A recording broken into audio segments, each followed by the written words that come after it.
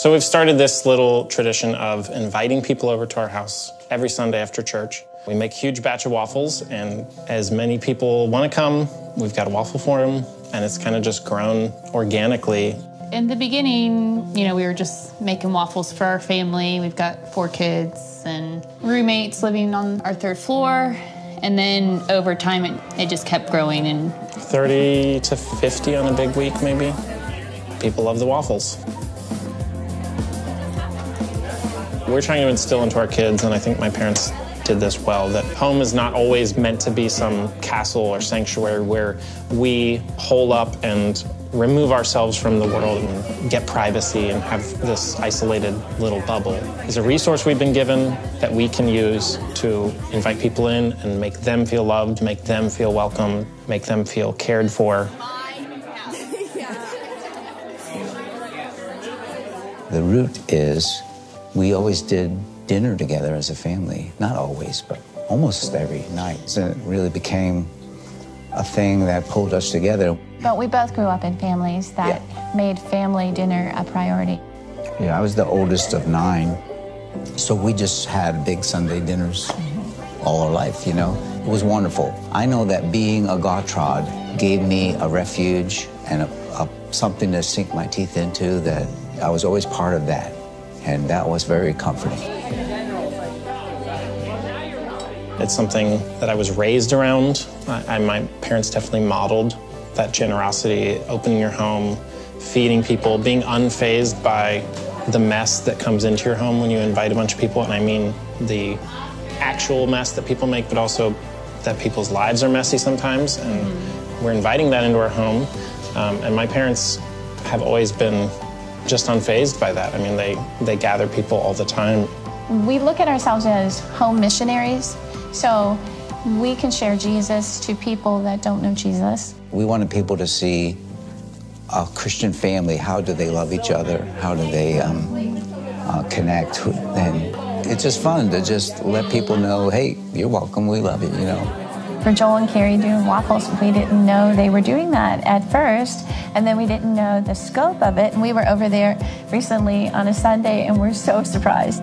I'm probably overly sensitive about not guilting my kids into stuff, Like, I hope you didn't do that just because you think I want you to. I want you to want to, And so to see it just happen without, that's sweet. To see him just pick it up. It's been fun to see. Making people feel welcome in a home that's lived in is something that I grew up around and something that I want to model for my children, something that we'll not stop doing. I don't know what form it will take in the future, but for now, we love waffles.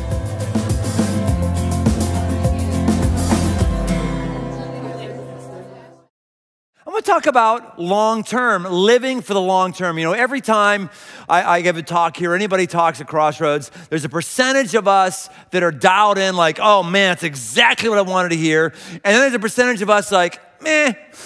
I do think no matter where you are family-wise, no matter where you are in your relationships, there's something here for you. So hang on, dig in, and I'm pretty jacked about this. Let's pray before I go any further. God, I ask that you would give us long-term perspective today, perspective that lasts beyond quarterly results or even another year of our life, perspective that looks into decades and lifetimes in the future. I know this is a foreign topic for us to think about because nothing in our world conditions us this way, and so I feel like we're in the right place, the right time to hear something like this, so help me to be clear and helpful, and God, thank you for the privilege and honor it is to talk about your transcendent truth. And I pray these things according to the character and identity of Jesus. Yeah. The world's current richest man, Jeff Bezos, Amazon fame. Nobody thought that Amazon was going to work. Everyone said, well, they're not turning any profits. It's not working at all. This is just smoke and mirrors. That's what people said decades ago. And I don't think anybody is saying that now as Amazon has turned upside down the way retail operates, right, wrong, or otherwise. Another thing we don't understand about Jeff Bezos is this massive $43 million investment he's making of his own personal money into a clock. Yes, a clock. He's investing $43 million of his own money into a clock inside of a mountain in Texas that will tick once a year. Once a year. It's a 10,000 year clock that will tick once a year. This clock is massive. It is 60,000 pounds, 80 feet tall. It ticks once a year. It bongs one time a century, bong, and a cuckoo comes out one time every millennium. Cuckoo, cuckoo, cuckoo. Yeah, he's investing in, and there's a whole group of people trying to make something that they are never going to experience, that they are never going to see. Why would they do that? Well, let's just hear from the director of this nonprofit what he says. He says, as a species, we are pathologically short-sighted. The clock is as much about the present as it is about the people of the future. We want to put a dent in the root cause by changing the way people think. And how do we think? We think about the present always, right now. Right, like now. Maybe at the end of a quarter we think, maybe at the end of a year, maybe, rarely a decade, hardly ever a life. How about after your life is gone? You think about that. Everything in our world is short-term and disposable, and so much of it, I like it. I do, I like it. I love that I was in the generation that I could be a kid who came home from school and I could use a microwave. That's right, a microwave. My generation, the first generation, come home from school, make some cup of noodles in a microwave. Some of you are like, what's the big deal? Let me tell you what, that was a big deal when the microwave came out. Because I don't know how we made water boil before. I don't even know it's possible to make water boil without a microwave. But man, that microwave just, bam, makes, I love it. And I'm so impatient. If I put something in there for a minute, I gotta stop it at 58 seconds. I can't wait 2 more seconds. Because I can't think long-term past a minute. You know, it's the way I think. I want it immediate, I want it now. Our culture is all about immediate now, which is why we're all about a youth-obsessed culture. Our culture is youth-obsessed. Everything is about the young, and I like that. I have a lot of young attributes. I want to stay young in all the right ways. I like junior high humor, so yes, I am very young in those regards. But I also recognize that the older I get, the longer term I'm living, there's less and less of culture that's made for me. I mean, what is the last romance you saw between a couple 60-year-olds? I'm 53, by the way, not 60. What's the last one you saw? Not that old now. What is the last blockbuster that you ever saw that's centered around themes that older people could relate to? Older people, we have more disposable income than you 20 and 30-something-year-olds. We like movies just as much. There's just very, very little that's made for us because all of our culture is obsessed about youth and young. I like that to a degree, but I want us to think, am I obsessed about it to the point where I don't think long term? I'm not way out. When I was 16 years old, I came into a relationship with Christ. I understood for the first time the difference between the Christian religion and a relationship with Christ. Two totally different things. They can go together, but they're not exactly together. And when I came into a relationship with Christ and not just affiliated with the Christian religion, man, my world changed. I had joy, I had perspective, there was a point, I mean, it was, geez. So I thought, there's no way that I could do anything better with my life than help teenagers figure out what I just figured, or what someone else helped me figure out. So I said, that's what I'm gonna do the rest of my life. I'm gonna go into student ministry, so that's what I did. I went and I started doing that, and I had some, it was fun, had some wins on the board, and then I started getting frustrated because every 4 to 6 years, the kids I was working with, they would cycle out and they would be gone. They would cycle out and they would leave. And I'm like, man, this is a really good ministry position or job if you're okay for starting from scratch every 4 years. That's all further out you can go. And then these kids would go off and do great things elsewhere, and I had nothing to be a part of it. And so that's where I thought, man, if I could get into a ministry spot where I could be with people over the long haul of their life, that would be fun. And so that's how Crossroads started. And that's also why it feels very frequently like a student ministry. Because student ministries are vibrant. There's things happening. And it feels like a student ministry. It's vibrant, except I get to be around people for the long haul, whether you're 8 years old or whether you're 80? Do you make decisions around the long haul? What's that mean for you? I want to talk about a word that very few of us understand, very few of us are aspiring to, but it's become an increasingly important word. The word is patriarch. Patriarch. Now, it's going to be awkward for me to go back and forth between like patriarch, matriarch. So whenever I say patriarch, if you're a woman, just insert in your own mind matriarch. It'll be less cumbersome for me to say patriarch, matriarch, the whole thing. Okay? Are we cool on that? All right. And some of you are going, all right. I don't know why I picked the wrong time to come to church. Patriarch, matriarch. Yeah. See, I said some of you would check out, but don't check out.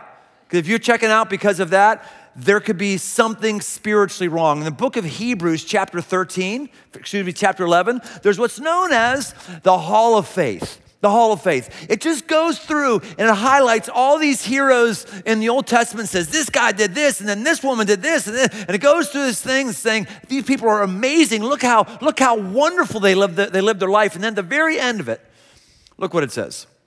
These all died in faith, not having received the things promised. So they were thinking so long haul that they didn't even get the things that were promised them in their lifetime, but having seen them and greeted them from afar, and having acknowledged that they were strangers and exiles on the earth.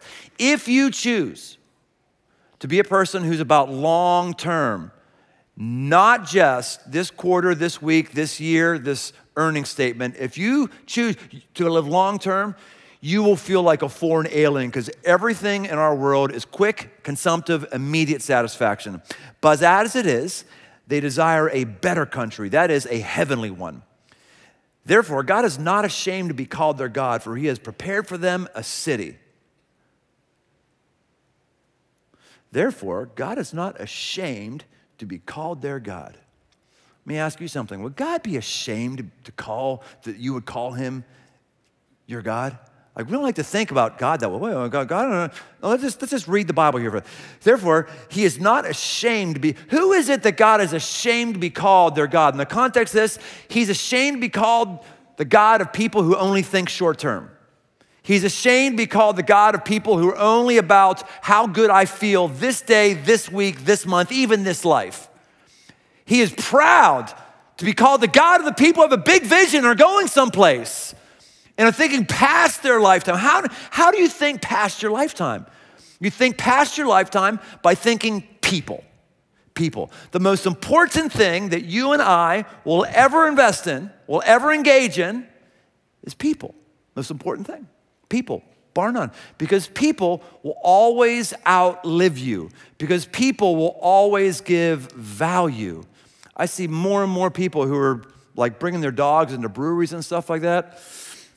That's cool, I guess. I mean, I like dogs. I wish I could have taken my dog in a brewery. I'd never take my dog in right now. He's too dumb. He would just, he couldn't handle the thing. But let me tell you something. No dog has ever impacted a life. I know, they save life. Yes, they have. Yes, they have. Okay, I like dogs. Remember, I like dogs. But no dog has ever left the world better than when he lived his life. No dog will give you meaning. No dog will ever change your depends. It's coming around. It's coming around. Why in the world would anybody have kids when you can have a dog? Why in the world would anybody, we've all heard this, oh my gosh, every kid is like, however umpteen gazillion dollars. I don't know why. You know why you would have a kid? You know why you'd be a patriarch? You know why you'd be a matriarch? Because you're about the long haul, and God's not ashamed to be called the God of people who are about the long haul. This is a long haul project of mine. It's a table that I built. This table came from wood that was at our base camp property where man camp, woman camp, couples camp, college camp takes place. It went over to Crossroads East Side. It's in their atrium. This was stuff that was left over, so I said, I'll take that thing, thank you very much. I go ahead and scarf that wood up. And of course, when you do a new project at home, you have to have a new tool. So I went and bought this awesome planer. And it is really sweet. All this wood, it was gnarly and nasty looking like this. I'll tell you what, you take it through this sucker.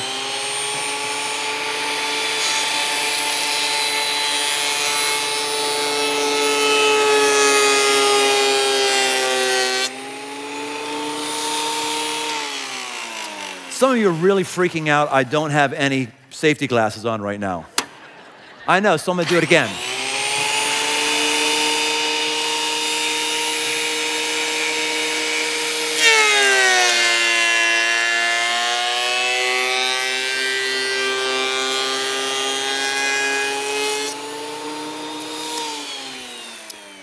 You know, when I put time into making this, it took me months to figure out the design this table, months to do this table, months to just glue it and seal it, and a long time.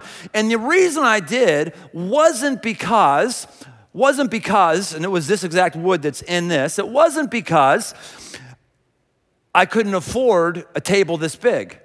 My time in this is way more valuable than what it would have cost to do this. What it was I wanted something that was built with my hands that would last from generation to generation. I see this table being passed on to kids and their kids' kids and their kids' kids, and I made it the size it was because I forecasted for with my 3 kids that I have and them having grandkids, like how big can I get it? 2 people on either end. My last table didn't have 2 people. How big can I get it and fit in the dining room in which I am? Because significant conversations happen around these tables. Critiques about whether someone should marry somebody or not. We have those open discussions in our family like, hey, let's talk about you. We always say, hey, no one gets married until we all get to weigh in on that. Told my kids that, and that's just part of a family thing from the very beginning. And we've had tears over some of those conversations before. We've had life-altering conversations that have happened around this table, as long as just a lot of fun. It is about the long-term thinking, made of white oak, something that has been growing for a long time. What is going on in your life to where you're thinking a long time? And I'll tell you what, the more you think long-term and the more you live long-term, the more powerful your life is gonna be. What do I mean by thinking and living long-term? I mean doing today what I'll be glad that I did 10 years from now. That's thinking long-term. Am I doing today what I'll be glad I did 10 years from now? Am I enduring and sucking it up and enduring through difficulty today in a way that I'll be thankful that I did 10 years from now? I had a very sobering thing that happened to me just a couple years ago. Birthdays have always kind of been birthdays don't really mean that much to me. 16, of course, meant a lot, right? 16, like that's a big one, you get to drive. 18 is supposed to be a big one, like, whatever. I mean, they say I'm an adult, but I don't really get any new responsibilities. That's no big deal, right? 21, you get some perks with 21 if you like alcohol. And then after that, birthdays lead you to reflect. When I was 35, that was a difficult birthday for me. I think it was my first difficult birthday because I was 35, halfway through the 30s, decades to 40, which of course when you're in your 20s and 30s, 40s is like your loserville.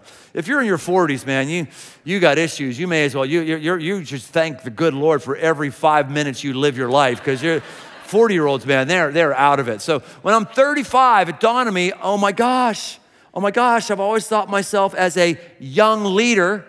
I'm no longer a young leader. Now I'm not young anymore. I'm like coming into my prime, and it really freaked me out. Because I thought, man, when you're a young leader, there's all kind of good stuff that goes with that. There's stuff like people expect you to make mistakes because you're young. It's like your best days are in front of you because you're young. Now, are these my best days right now? Are these my best days? It just really freaked me out. And then 50 hit. That was like the death toll, the death bell rings. My gosh. Right around when I was 50, I had a woman come up to me after a talk I'd given at one of our Crossroads sites. She came up to me and she said to me, Brian, I just want you to know, she pointed over where she normally sits. Said, there was 2 daughters she had over there, about, I don't know what they were, about 11, 12, somewhere in there, 13. So I want you to know that myself and my daughters, we come here every weekend because my girls need to look at you and they need to see a father, and you're my girl's father. I looked at her like, I don't think so. And as she explained, she said, my husband left us a couple years ago. He left the faith that we had. He left our family. And so their worlds are just shattered. And when they can come on a weekend and they can look at you and they can say, there's a guy that's living for the long haul, is basically what you said. There's a guy who's living consistently, and I just want to thank you for being a father figure to my kids. That would really freak me out because I don't even know her kids. As far as I know, I've never spoken with them. And I'm a poor substitute for a father when I don't even know your name, we haven't talked. But if I'm the best you got, you can have me. I've been doing some work with juvenile delinquents or people on probation. What is one thing they all have in common? The lack of a patriarch. The lack of a father. It's the one thing over and over and over. The lack of a man who's been consistent over time and has lived for the long haul and has put away his petty desires, put away his selfishness, and has tried to leave it behind.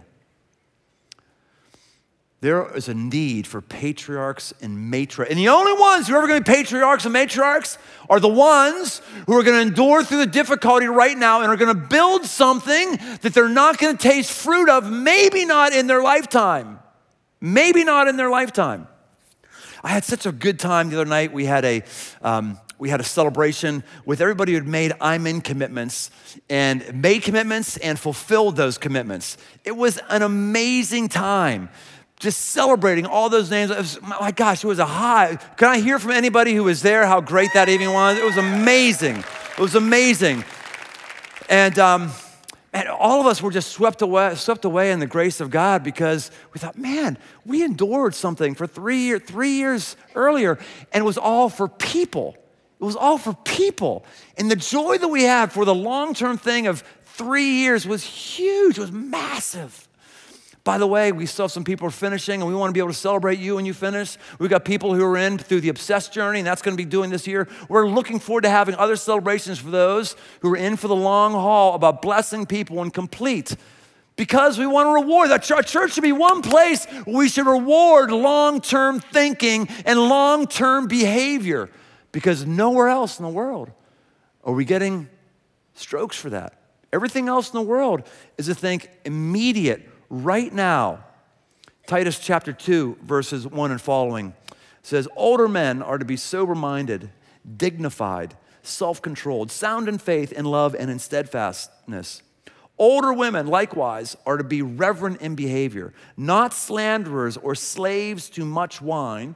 Urge the younger men to be self-controlled. Show yourself in all respects to be a model of good works. So here we have a delineation between older men, older women, how we get there to be an honorable people.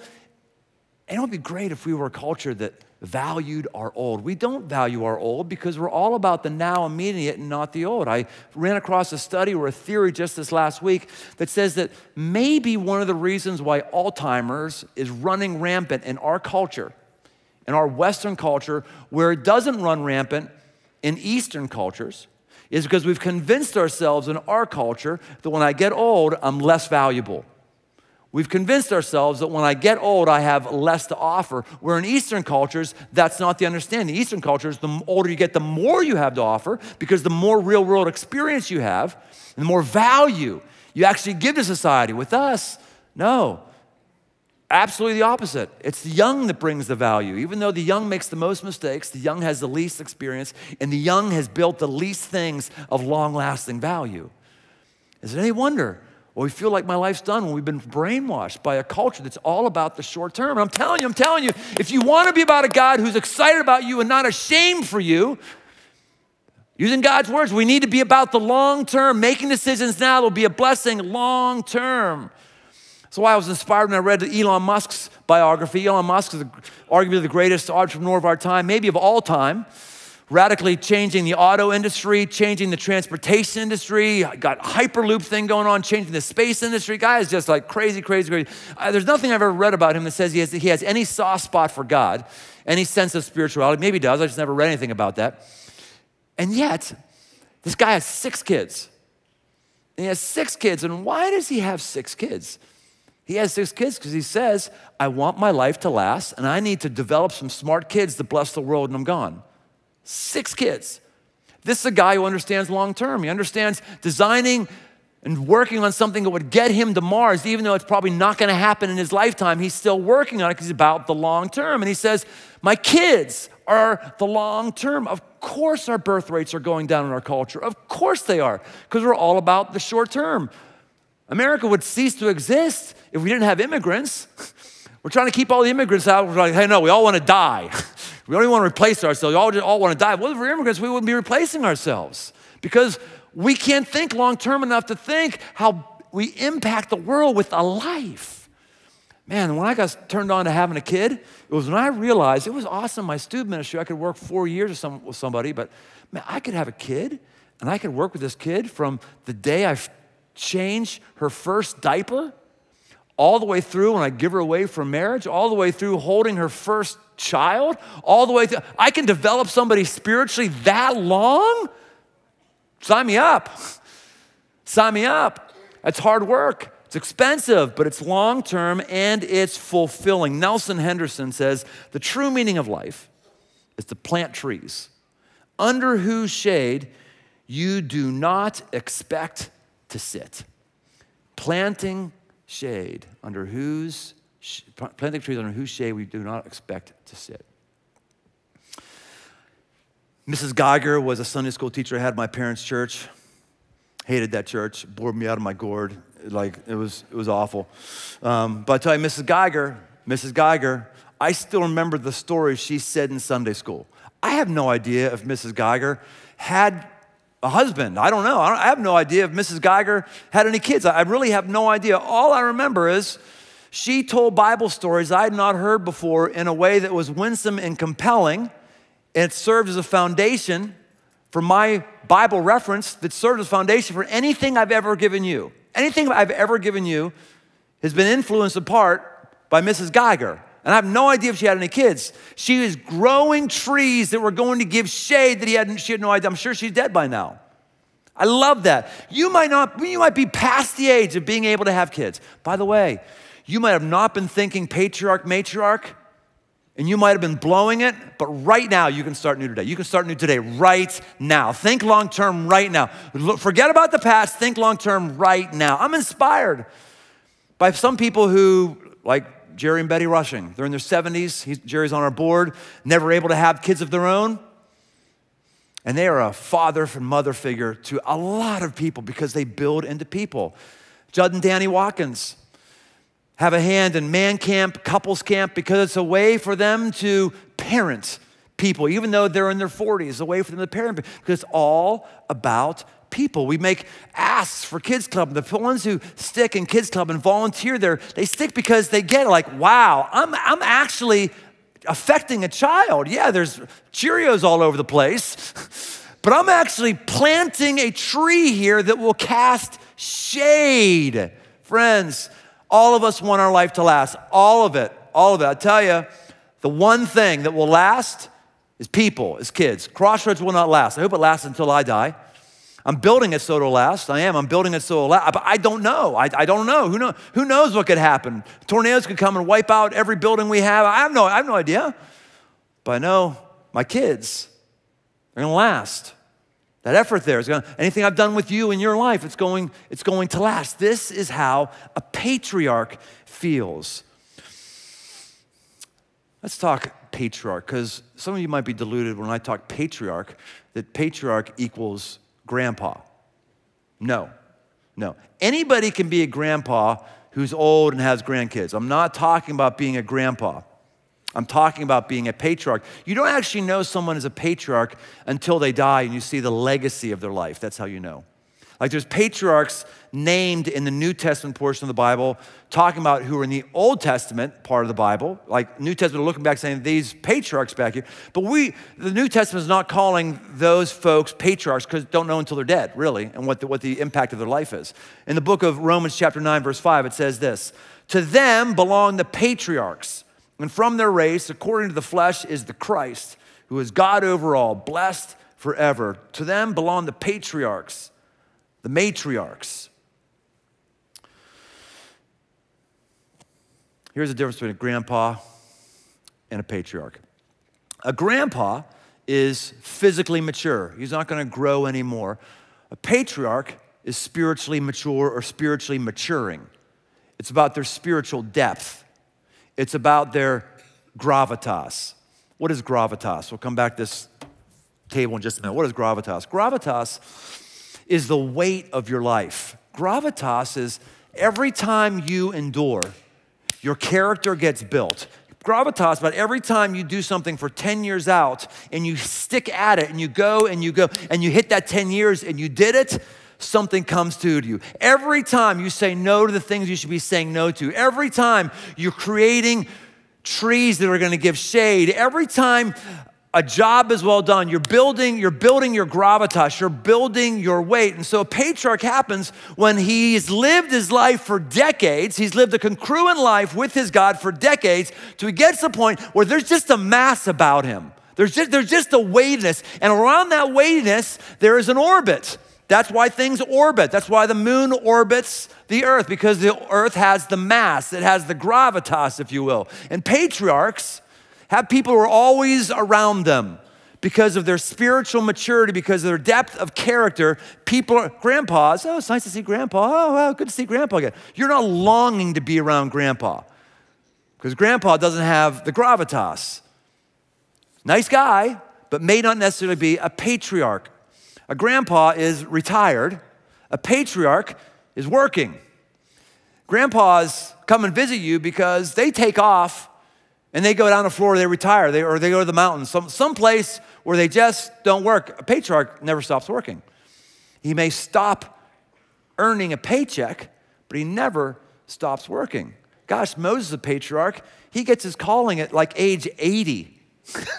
That's when he starts a new work life at age 80. Patriarchs are going, hey man, I'm here, it's time to add value. Grandpas want less responsibility. They want less on their plate. Patriarchs want more responsibility. They take more responsibility. One of the things I've learned with my kids is, stupid me in terms of being brainwashed by the American way. I thought that, okay, once my kids are 18, good, done. I'm done. Like, go live my life. No, it doesn't work that way. You know what? Because all of us want to be well led. All of us do. And by I say us, I mean those who are 53 and we want our parents still leading us. The problem isn't that someone is leading us. The problem is someone's not leading us well. Everybody wants to be led well, and a patriarch understands this, so he never stops. I made a lot of mistakes with my kids, especially my last child, Mariah. I made a lot of mistakes with her. If there's any parenting advice I'm going to give you today, this is it. The only parenting advice I'll give you today. If you're going to have kids, once you start, keep going until you want to stop. Don't I'm going to take a 5-year break. Don't 5-year breaks. If you're going to have kids, get them out, pop them out, and then you're done. Because what happens is if you take a 5-year break, like I did between the second and third kid, that 5-year break, you age and you get more tired. Oh, Daddy, read me another chapter. No more chapters tonight. Time for you to go to bed, You're just tired. First couple kids, 16 birthdays were a big deal for them. I had my oldest daughter, her 16th birthday. She had her 16th birthday. I hired one of our musicians to write her a song. I said, here's the things, write the song. We recorded it and popped it in. It was great. Mariah didn't get any of that. She got nothing, because I was tired. I was tired of being creative. So I just realized, man, I got one last shot at a banner birthday. It's her 21st. I got one last shot at it. So I'm gonna really go over this. So I've made, you become legal drinking age. So I was I like to have the first drink with you legally that you're gonna have in public. So I've done that with other kids. It's just something local, not that big of a deal, but I decided to make up for lost time with Mariah. So I said, hey, we're going to Vegas. That's where we're going. We're going to Vegas. So I'm taking her to Vegas, and actually my other kids too. I said, hey, if you can fly and get your own place, I'll buy the drinks. Yeah, it's going to be an expensive one. It is. But here's the thing. I'm not pro Vegas. I'm not trying to say you should do that. Here's what I'm trying to say is I'm still working right now. I'm still working, trying to figure out how to lead my kids well. How to build a legacy that's going to last. It doesn't end. A grandpa is a hugger. A patriarch is a mentor. He's always giving out wisdom, or she's always giving out. A grandpa is taken care of by his family. A patriarch takes care of his extended family. Patriarch keeps adding people in. People who's under his or her fold. A patriarch or a matriarch is resistant to change. A patriarch is leading the change. Because a patriarch has been around long enough to know things are always changing. So to think that they're not going to change is stupid. I know better than anybody else, so I'm going to be leading in change. A grandpa is passive, allows life to happen to him, allows conversation to come to him. A patriarch is directive. Directs things in people's lives, directs the conversations. A grandpa is in the back seat. A patriarch is in the front seat. A grandpa spends a lot of time looking in the rearview mirror. A patriarch looks through the windshield. Rearview mirror is like this big. That's all it is, this big. Man, grandpas love it. And some of us in here, you're only 25, but you're like a great grandpa because you love looking in the past. You love like going through your high school yearbooks, and you love like, dude, that's rear view. That's never gonna do you anything. Grandpas, remember back in the old days when we all drank molasses together, whatever. They love looking, whereas a patriarch, no, I'm looking through the windshield. It's this big, huge thing. Why would I look at this little itty bitty thing like this that's gonna affect nothing back there? I'm looking through the windshield. I'm focusing on the future. I'm going forward. When you do these things as a person, your gravitas, your weightiness, the orbit that you have around your life will increase because you're acting like God. Because God is the weightiest thing there's going. God is known as being glory. We sang that song earlier. You'll go from glory to glory. You know what glory means? Glory is the Hebrew word kabod, which is weightiness. God is weighty. He's heavy. He's obese. He's obese. He's so big. His character is just, man, it is intense. And there is a revolving orbit around him. No matter how many people try to explain him away, cannot happen. You cannot explain his weight. And what's happened throughout the dawn of time, and the more and more you become like God, and the more you start having his values and think like him instead of the way the other short-term losers think, the more people are going to want to be in your life. The more impact your life is going to have. The more you're going to have to live for. The less you're going to fear death. Like, bring it on. I'm ready for death. I'm ready for something new because I've been living for this. Because I'm going to have a whole new life that's going to start with that. And I've got all these little saplings that I've been developing because the most important thing on planet Earth is people. I was moved greatly and reminded of it while I was putting this table together. But what happened at New College, Oxford, it was established in 1379. 1379 it was established, and they built this massive like Harry Potter dining room. Who knows, it might have been the inspiration for Harry Potter, right? A couple decades ago, some guy, I think it was in the 70s or 80s, some guy's up there and he's just kind of poking around the beams and found out that the two massive timbers that were holding up the thing in the center were beetle infested. And now they got a crisis because where in the world are you going to get something big, hardwood? Because guess what? We don't grow hardwood any longer because it doesn't show up in the quarterly statements. You can't make any money by planting an oak tree right now. You won't make any money for past your lifetime. So of course we're all about reforestation and planting pine trees because I could just cut them down and make more money off them. But we don't think long-term enough to be thinking hardwoods like white pine that's made this table right here. So they thought, what are we going to do? What are we going to do? You literally cannot get those beams anymore. So they're thinking, we don't want to put I-beams up and wrap them. We will if we have to. But they said, hey, wait a minute. Our college possesses hundreds and hundreds of acres all over the country, and we actually have a forester on staff. Let's see if we've got any of our natural trees that could do. So they called this forester in, and they say to him and said, hey, this is what we're looking for. Do you think? And he said, aye. We was wondering when you'd be asking. Apparently, every successive generation of foresters since 1349 has let the next generation know that someday these beams are going to go bad, and these are the ones that are planted for them in the future. And so they went down, and they cut them down, the ones that were planted for just that thing, because white pine has an average beetle life of 300 years, I'm told, and replaced them. Friends, that is long-term thinking. That is saying, I'm gonna plant something right now that's going to grow and is going to be shade for people for a long, long time.